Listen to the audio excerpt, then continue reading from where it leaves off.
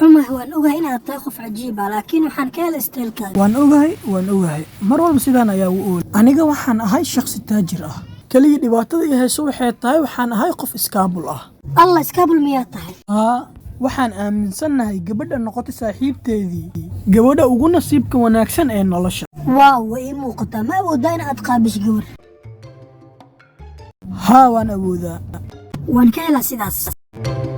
soo dhawow magacaaga waxaa laygu wacaa Emily kulan wanaagsan Emily halkan maxaad ka qabanaysaa gurigayga ma ii raaci kartaa si aan waqti u soo qaadano aniga xur ayaan ahay waad fiican tahay isug waan ku imaanaa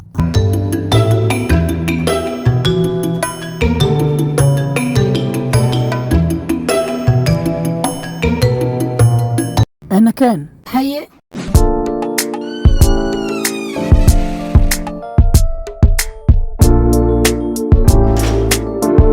قلب ونكسن ولال اسكبر صاحبتي إملي أذن اسكبر ولال كيجي كلنتي بع سيدو كله انت سوي فلنته إنه مري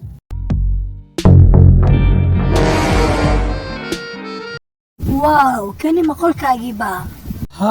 adiga miyaad ka heshay kani waa qolkayga adiga ugu saan kuu sheegay aniga waxaan ahay shakhsi taajir ah aniga waan noolahay noloshaydan waa sidaan dhinac kasta ayaan kaa fiiriyay adiga asxaabta waxaan doonayaa inaan jeesto walaalahay walaasheeda kani waa qolka saaxiibkaaga دماغ صعبة صعبها هناك يقولون مرينا وكان وسقا تعمل waad ila kulantay kaasi ma ahan qolkaaga kani waa qolka aniga waan ku sharaxi karaa isaga been ayuu sheegayaa waad ogtahay tani way fiican tahay ee isdaji aniga waan fahmay dhaqaalaha agteeda waxba kama ahan waan ka helay qolkaaga ilaa haddan waan ku jeclahay aniga ma ogi wax aan ku dhihi karo laakiin aad ayaad u mahadsan tahay tani waxay la micno tahay waan ka xumahay waxaan inooga sheegay walaal ii siib suudkayga waxaan rabaa in aan u qaato magaalada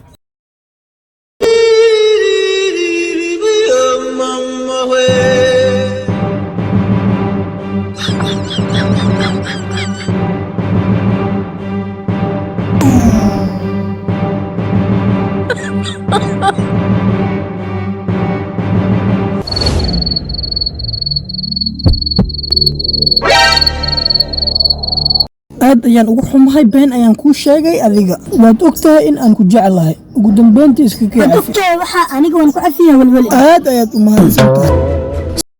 waa ka xumahay kawaaga sarwaalka iyo shaatiga iyo siib